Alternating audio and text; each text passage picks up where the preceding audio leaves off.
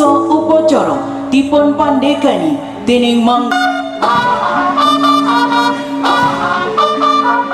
Puncak peringatan Hari Jadi ke-221 Kabupaten Klaten digelar dengan hikmat melalui upacara di alun-alun Klaten. Nuansa kebanggaan dan refleksi sejarah sangat terasa melalui penampilan fragmen sejarah perjalanan Kabupaten Klaten. Fragmen diperagakan oleh para penari dari Sanggar Omah Wayang Klaten dan semakin bermakna ditambah pembacaan sejarah Kabupaten Klaten oleh Ketua DPRD Klaten Edi Sasongko. Fragmen sejarah yang ditampilkan dalam upacara menggambarkan transformasi Klaten dari masa ke masa, mulai dari era kerajaan, masa kolonial, hingga perkembangan Klaten sebagai kabupaten yang berbudaya. Penampilan ini tidak hanya memberi hiburan, namun juga mengedukasi dan memperkuat rasa cinta terhadap daerah. Dan jadi Kabupaten Klaten ke depan bisa benar-benar menjadi kabupaten yang menang secara sejatilah. Menang ini adalah menang dari berbagai permasalahan yang ada di wilayah Kabupaten Klaten. Kita tahu kemiskinan masih ada, stunting masih ada, kemudian ada berbagai macam masalah seperti sampah juga masih ada. Harapannya dengan spirit yang jadi di 2021 ini ke depan bersama-sama wakil dan pemerintah daerah kami bisa menyelesaikan permasalahan yang ada di wilayah. Yang mendesak, ya banyak hal yang mendesak sebenarnya di Kabupaten Klaten. Tapi yang pertama seperti yang sudah kami sampaikan sebagai program pokok, kita fokus paling utama adalah infrastruktur. Sambil kemudian kita berjalan menjalankan program-program dari pemerintah pusat dan provinsi. Sekaligus kita juga sudah memulai program-program yang sudah kami tetapkan dalam 10 program pokok. Nah, harapannya tentu dalam momentum hari jadi ini, kemudian nanti kita segerakan program-program segera bisa dinikmati warga masyarakat. Kemudian di sisi lain ada percepatan pembangunan sehingga Kabupaten Klaten benar-benar ke depan bisa maju sejahtera. Masyarakatnya semakin sejahtera, harapannya semakin bersih. Jadi tentunya harapan dan aspirasi masyarakat yang paling dipimpin oleh Bapak Muda, Banggaan Klaten. Tentunya kita optimis masa menang Mas Beni bisa membawa Klaten semakin ke depan. Ya, katanya dengan bupati tambah bupati yang masih muda itu kan tentunya bisa mengikuti era yang saat ini berjalan, dan tentunya Klaten nanti ke depan ya visi-misinya bisa realisasi karena sudah punya visi misi. Harapan kami ya nanti bisa realisasi. Upacara Hari Jadi ke-221 Kabupaten Klaten mengusung tema Hangesti Tejaning Jati.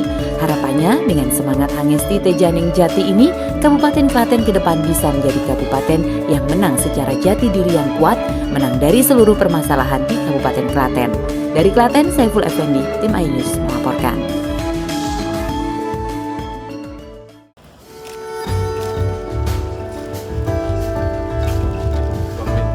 Wapres Gebrau meninjau sekolah rakyat di sentra Abiseka milik Kementerian Sosial Kota Pekanbaru Riau.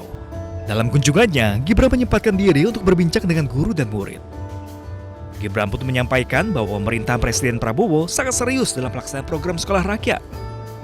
Dan ini kan sudah minggu kedua, minggu ketiga sekolah rakyat berjalan. Akan terus kami evaluasi, masukan-masukan dari orang tua murid kami tampung dan ke depan akan kita lakukan perbaikan. Saat ini, Pekanbaru ada 100 murid tingkat SMP yang masuk dalam sekolah rakyat. Selama 3 pekan berjalan, sekolah rakyat membantu masyarakat yang kurang mampu untuk bisa mendapatkan pendidikan layak. Dari Pekanbaru Riau, Indra Yoserizal, iNews melaporkan.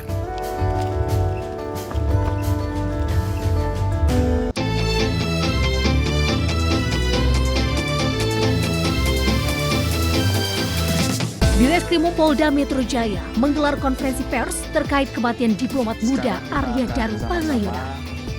Setelah melakukan penyelidikan terhadap kematian diplomat secara menyeluruh dengan pendekatan berbasis Scientific Crime Investigation, disimpulkan bahwa kematian diplomat muda Arya Daru Pangayunan meninggal dunia tanpa keterlibatan pihak lain. Kematian diplomat muda akibat tidak adanya pertukaran oksigen di saluran pernapasan atas sehingga membuat mati lemas. Sebab kematian korban adalah akibat gangguan pertukaran oksigen pada saluran pernapasan atas yang menyebabkan mati lemas. Penyelidikan yang kami lakukan, kami simpulkan belum menemukan adanya peristiwa pidana. Sebelumnya, jasad korban pertama kali ditemukan Selasa 8 Juli lalu di kawasan Gondang Dia, Menteng, Jakarta Pusat. Korban tewas di dalam kamar indekosnya dengan muka terlakban berwarna kuning. Jenazah sang diplomat juga telah dimakamkan di pemakaman umum Sunter. Sejumlah dugaan sempat bermunculan terkait kematian korban yang hendak menjalankan tugas barunya ke Finlandia, hingga polisi menyimpulkan hasil akhir pemeriksaan. Di Jakarta, tim liputan iNews melaporkan.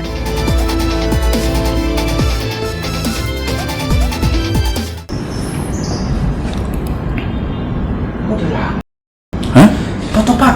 Apa? Foto dilakban mulutnya. Hah? Mulutnya apa dilakban itu? Loh? Foto Pak. Saya nggak mau ini. Kasus kematian diplomat muda Kementerian Luar Negeri Arya Daru Pangayunan menarik perhatian publik dan menimbulkan banyak spekulasi yang berkembang di masyarakat. Apakah korban bunuh diri atau ada pihak lain yang menghabisi nyawa korban? Sejumlah instansi ikut turun tangan dalam penyelidikan kasus ini. Polda Metro Jaya pun telah melakukan gelar perkara kasus kematian Arya Daru Pangayunan yang ditemukan meninggal dunia di kamar kosnya dengan kepala terlilit lakban kuning 8 Juli lalu. Gelar perkara ini dilakukan dengan menyertakan para ahli, mulai dari dokter forensik, ahli psikologi forensik, ahli laboratorium, dan ahli cyber. Selain para ahli juga turut dihadirkan tim pengawas eksternal seperti Komnas HAM dan Kompolnas. Komisioner Kompolnas Khairul Anam mengatakan penyebab kematian diplomat muda Arya Daru Pangayunan sudah terang benderang. Kalau dari kemarin kita bilang proses ini semakin terang peristiwanya, hari ini ketambahan semakin jelas penyebab kematiannya. Artinya menguatkan hasil penyelidikan sebelumnya.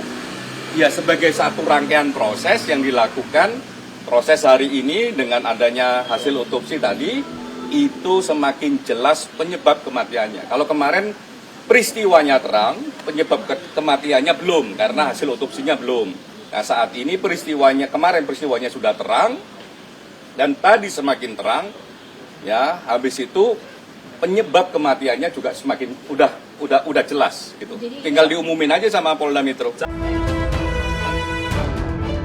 Sementara itu pihak Kementerian Luar Negeri, instansi di mana Arya bekerja, sepenuhnya menyerahkan kasus kematian Arya Daru Pangayunan ke pihak kepolisian. Seluruh data yang dibutuhkan juga telah diserahkan ke polisi. Dari Jakarta, tim liputan iNews melaporkan.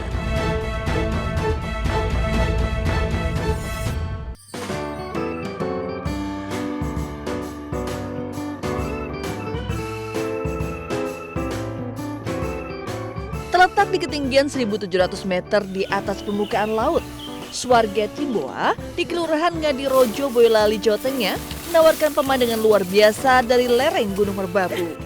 Indahnya golden sunrise atau matahari terbit berwarna keemasan akan menjadi pemandangan pertama ketika wisatawan bangun pagi dan membuka tenda. Pemandangan ini semakin sempurna dengan kabut tipis dan hamparan awan yang menyelimuti lembah di bawahnya. Selain itu, dari arah belakang nampak pemandangan Gunung Merbabu yang berdiri megah. Pengunjung tidak perlu bersusah payah mendirikan tenda.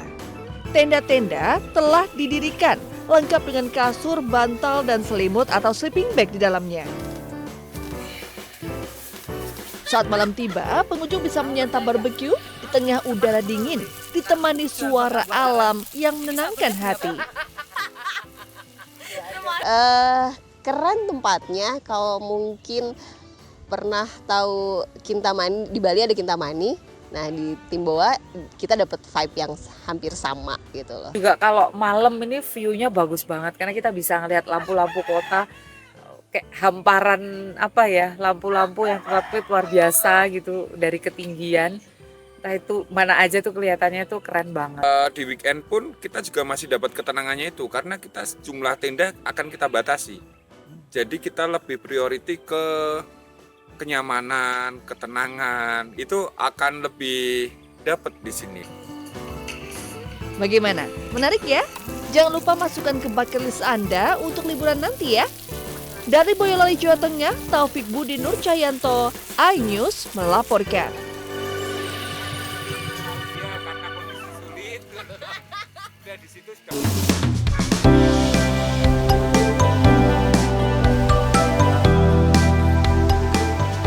Menikmati kopi sembari duduk santai di alam terbuka dengan pemandangan pedesaan bisa dinikmati di Kopi Sabin Banjarnegara. Sesuai namanya Sabin, yang berarti sawah dalam bahasa Jawa, penikmat kopi akan disuguhkan pemandangan hijaunya hamparan sawah, aliran gemercik sungai, hingga anak-anak desa yang mandi di sungai nan jernih.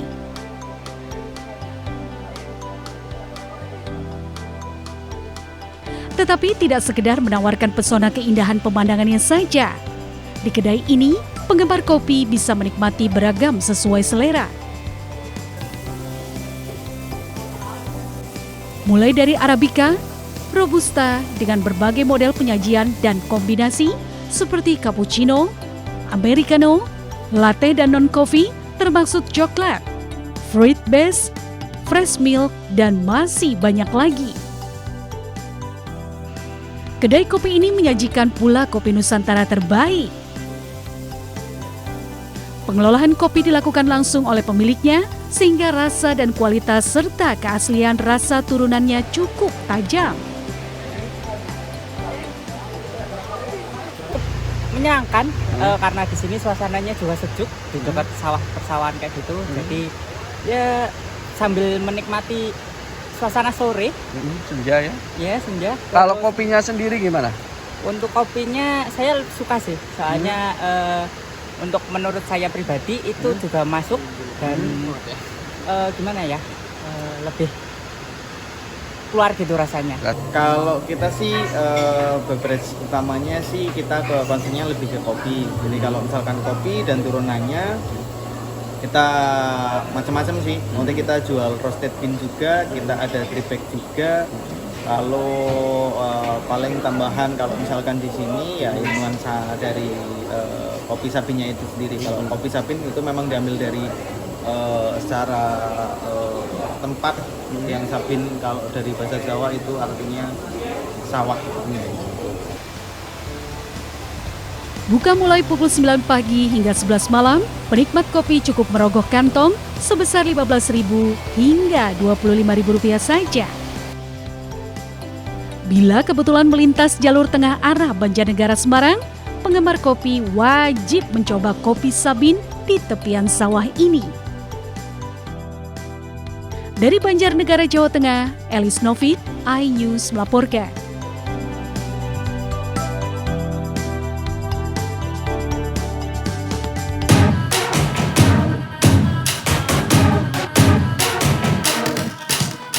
Inilah warung sate kambing Pak Supri. Terletak di Jalan Tegalayang, Pandak, Bantul, Yogyakarta. Warung sate kambing ini sekilas tidak jauh berbeda dari warung sate kambing lainnya. Selain olahan kambing pada umumnya seperti sate, tengkleng, nasi goreng kambing, warung Pak Supri menawarkan sebuah menu unik yakni tongseng otak kambing. Dengan tekstur yang lembut dan nikmat di lidah, tongseng otak kambing juga dipercaya memiliki banyak kandungan gizi yang dibutuhkan oleh tubuh. Otak kambing yang digunakan di sini dipilih dari kambing muda karena memiliki tekstur lebih lembut dan rasa yang lebih gurih dibandingkan kambing yang lebih tua. Mengolah tongseng otak kambing juga tidak jauh berbeda seperti mengolah tongseng kambing. Hanya saja, pemilik warung lebih suka menumis lebih dahulu bumbu-bumbu seperti bawang putih, bawang merah, dan cabai hingga harum. Setelah itu, barulah kuah tongseng dimasukkan ke dalam wajan dan otak kambing. Perlu api sedang untuk memasak tongseng otak kambing agar tidak hancur dan nikmat saat disantap.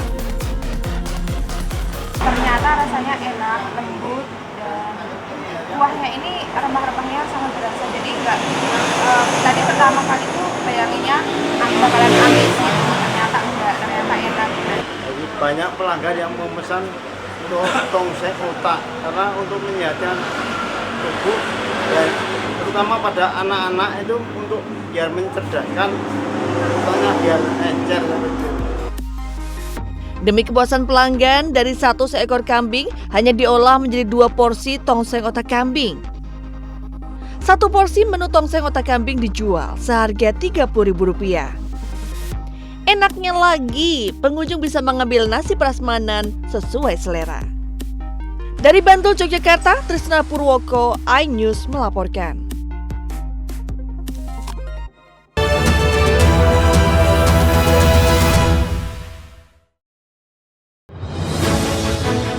Update informasi terlengkap menuju prime time berkualitas bersama iNews. Dalam iNews sore, Kebakaran terlihat rudal terluka. Palestina diparkir. Pembunuh. Makanan non halal. Inti. Jakarta. Kemayoran. iNews sore setiap hari. Di iNewsroom Terkait perang pemimpinan para guru. Nadiem Makarim, Reskrim Polri, sama politisi Turkul. Isian memeriksa Kejelasan. Rudal yang menarupsi Gunung Lewoto di rumah. Roy Suryo menjelaskan iNewsroom setiap hari. Di iNews Prime, Eksekusi percikan api. isi bertindak tegas. Unjuk rasa Deddy Mulyadi. Undang-undang. Gerbekan. Kritikan Soekarno. Di Jawa Barat, lengkapinya.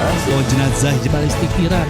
iNews Prime Senin sampai Jumat. Inilah iNews Malam. Akan menerobos gerbang Karena diduga retret Meter persegi. berbudaya. begitu ramai. DPP Partai Perindo Juli mendatang. Pertama sepeda dari 4 seri. iNews Malam setiap hari hanya di iNews.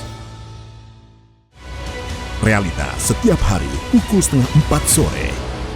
Mengupas makna dan tafsir Al-Quran bersama ulama terkemuka tanah air. Jangan pernah kita berpikir hidup ini tidak ada cobaan. Seluruh amal kita itu dihitung dengan niatnya. Jelas, lugas untuk kehidupan sehari-hari. Maka disitulah Allah akan merubah hidup kita di luar rumah tangga kita. Dia benar-benar bertobat seperti bayi baru dilahirkan dari rahim ibunda. Rumah tangga itu bangunannya adalah ketakwaan. Cahaya Hati Indonesia, Sabtu dan Minggu pukul 12 siang di iNews. Morning Update, Senin sampai Jumat pukul 7 pagi di iNews. Great Prime Time. Kembali, apakah lurus benarkah lapak perkara? Emang terlalu. Kalian yang so jagoan. Membuat saya untuk mengeluarkan Bangga sebagai alumni UGM, Mas. Bukan pencitraan saya rasakan. Sehingga analisis paham nggak? Jawab pertanyaan saya. Saya Aiman Wicaksono, inilah. Rakyat bersuara, Selasa pukul 7 malam. setelah Background TNI mengupayakan fundamental Persoalan politik pemerintahan. ini konyol. Ada keanehan Dalam silakan aja. Sekira nggak ada masalah. Media Rabu, The Prime Show, Rabu pukul 8 malam. Ini Pak Prabowo batuk, menghindar sama udah tahu maknanya apa. Bapak anak ini apa? Menurut saya ada sesuatu yang janggal. Ikan. Oke. Udahlah. Saya Anisha Dasuk. Interupsi, Kamis pukul 8 malam. Malah petaka itu ibu ya dicekik. Jak noda darah. Suara teriak sama minta tolong. Nangis. Karena sakit hati aja sih bro. Saya Arlista Hadi, inilah iNews File. Only on iNews.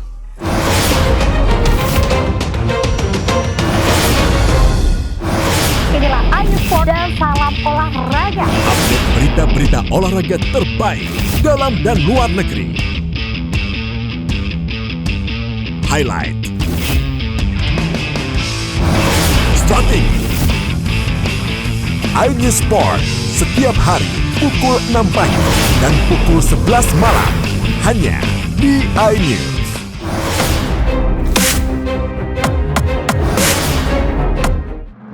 Suara tak layak dibungkam. Intelektualitas perlu diuji. Integritas butuh konsistensi demi demokrasi yang hakiki. Suarakan kejujuran demi keadilan menuju kebenaran. Saya Aiman Wicaksono, saatnya rakyat bersuara.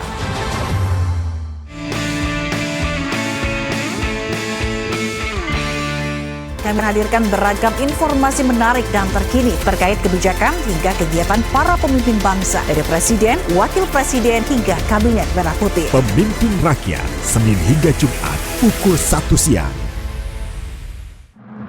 Suara tak layak dibungkam.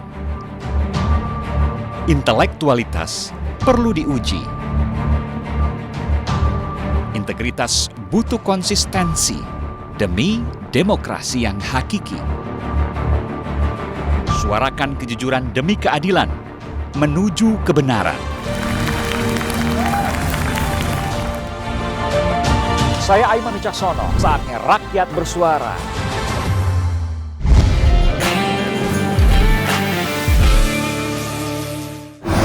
Inilah iNews dan salam olahraga. Update berita-berita olahraga terbaik dalam dan luar negeri.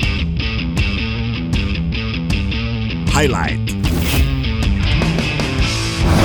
Starting iNews Sport setiap hari pukul 6 pagi dan pukul 11 malam hanya di iNews. Realita setiap hari pukul setengah 4 sore. Halo. Lengkapi pagi Anda dengan update informasi terkini. Gempol, Sistem mundur saling dorong. Barak militer, pemain detik-detik Proses berebut makanan. Semua ada di iNews Today. Update informasi terlengkap menuju prime time berkualitas bersama iNews. Dalam iNews sore, Kebakaran terlihat Serudal terluka. Palestina diparkir pembunuh. Karena non halal. Inti Hut Jakarta Kemayoran, iNews sore setiap hari. Di iNewsroom terkait perang pemimpinan para guru. Nadiem Makarim, Reskrim Polri, sama politisi Turut-turut isian memeriksa kejelasan. rudal yang menarupsi Gunung Lewoto di rumah. Roy Suryo menjelaskan iNewsroom setiap hari. Di iNews Prime, eksekusi percikan api. isi bertindak tegas. Unjuk rasa Deddy Mulyadi. Undang-undang. Gerebekan. Kritikan Soekarno. Di Jawa Barat, lengkapinya. Jenazah Balistik Iran. iNews Prime Senin sampai Jumat. Inilah iNews Malam. Gak menerobos gerbang. Karena diduga retret Meter persegi, berbudaya. begitu ramai DPP Partai Perindo Juli mendatang. Pertama sepeda dari 4 seri. iNews malam setiap hari hanya di iNews. Morning Update Senin sampai Jumat pukul 7 pagi di iNews. Great Prime Time. Buat saya untuk menganalisa. Pertanyaan Rakyat bersuara. Drone TNI menyampaikan fundamental. Ini konyol. Ada keaneh. The Prime Show. Menurut saya ada sesuatu yang janggal. Oke. Interupsi. Malapetaka itu ibu. udah darah. Nangis. Karena sakit hati aja sih. Inilah iNews Files. Only on iNews.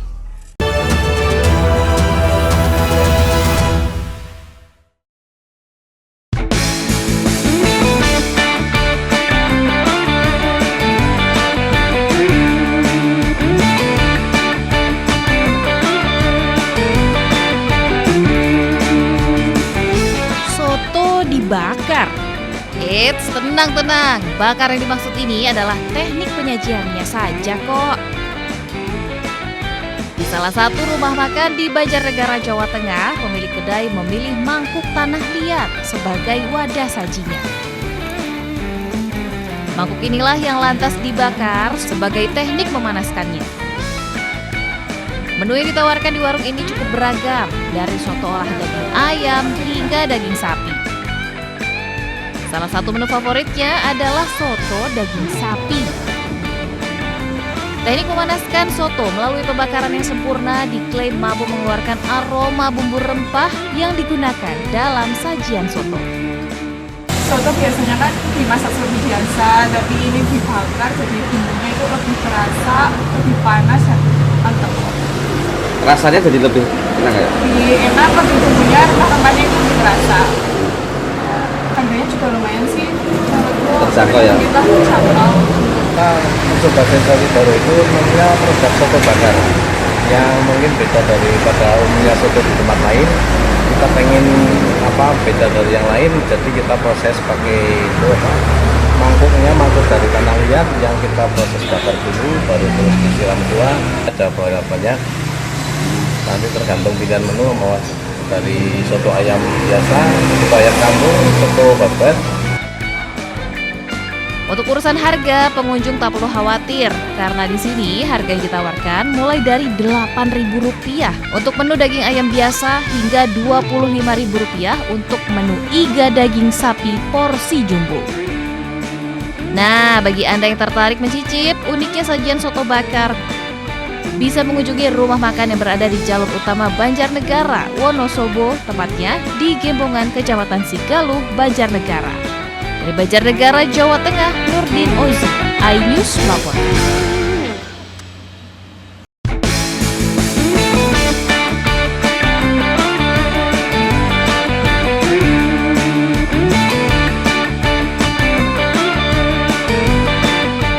Wih, pemandangannya menyegarkan mata ya.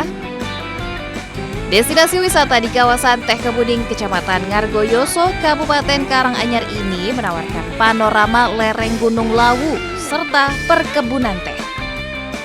Tidak hanya itu, ada sejumlah wahana yang dapat dinikmati di kawasan wisata ini. Di antaranya jembatan goyang dengan panjang 50 meter. Untuk keamanan, jembatan ini dibatasi 6 orang pengunjung yang masuk dengan bertahap. Pengunjung juga bisa menikmati naik kereta gantung. Kedua wahana ini menawarkan sensasi tersendiri. Rasanya takut, cuman karena anak saya nggak takut, jadi saya memberanikan diri untuk nemenin mereka gitu.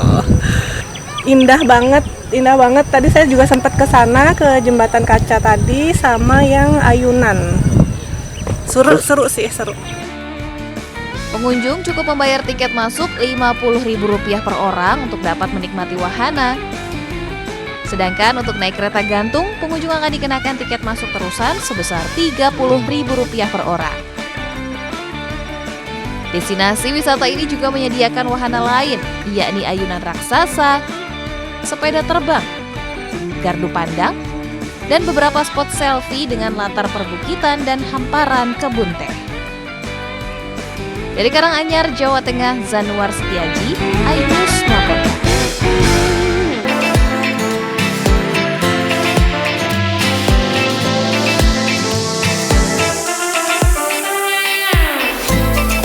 Mumpung libur panjang, tak ada salahnya main ke kebun teh di Kabupaten Wonosobo. Hamparan hijaunya teh, sejuknya udara, serta suasana alam yang tenang, inilah healing yang sebenarnya. Dengan tiket masuk sebesar Rp10.000 hingga Rp27.000, pengunjung sudah bisa menikmati semua keindahan sekaligus mengetahui proses produksi teh sebelum dipasarkan. Di kebun seluas 770 hektar yang berada di ketinggian antara 1.200 hingga 2.000 meter di atas permukaan laut ini, pengunjung akan diajak melihat proses pemetikan pucuk daun teh serta pengolahan di pabrik teh yang telah berdiri sejak tahun 1865 hingga menjadi minuman. Wisata edukasi ini juga mengajarkan tata cara mengkonsumsi teh yang benar agar bermanfaat bagi kesehatan. Jadi kita habis dari kebun teh, terus kita ke melihat proses pengolahan teh, terus kita ke kafenya untuk ngeteh sama mil-mil.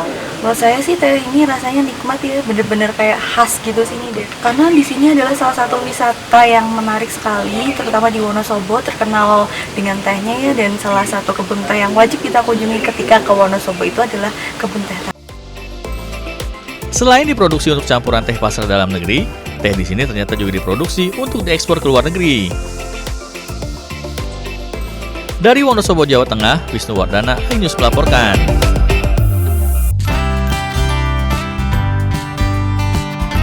Jam-jam segini, pasti perut sudah mulai lapar, apalagi kalau tadi belum sarapan.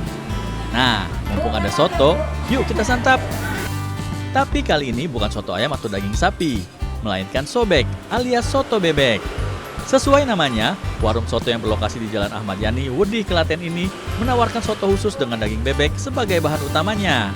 Dan warung ini bisa dikatakan legendaris ya, karena sudah berdiri sejak 1987 dan telah dikelola oleh generasi ketiga. Selain memiliki rasa yang khas, gurih dan sedikit manis, soto bebek di sini memiliki kuah bening sehingga lebih segar dan cocok untuk sarapan atau makan siang. Rahasianya dalam memproses daging bebeknya. Membutuhkan waktu 3 hari dengan bumbu rahasia khas dan bacem sehingga daging tidak alot dan tidak berbau amis. Untuk harga sendiri bervariasi, mulai dari Rp9.000 per porsi nasi soto bebek. Beda sama soto yang lain. Terus juga dagingnya juga empuk, buat anak itu cenderung pada suka makan. Khasnya itu tidak amis gitu, tidak amis dan tidak alot. Kemudian di sotonya kaldunya itu ada aroma rempah-rempah yang berbeda dengan yang lain. Selain menyediakan soto bebek, warung ini juga melayani menu daging bebek goreng dengan harga Rp32.000 dan ingkung bebek komplit Rp140.000. Dari Klaten, Jawa Tengah, Saiful Effendi, iNews melaporkan.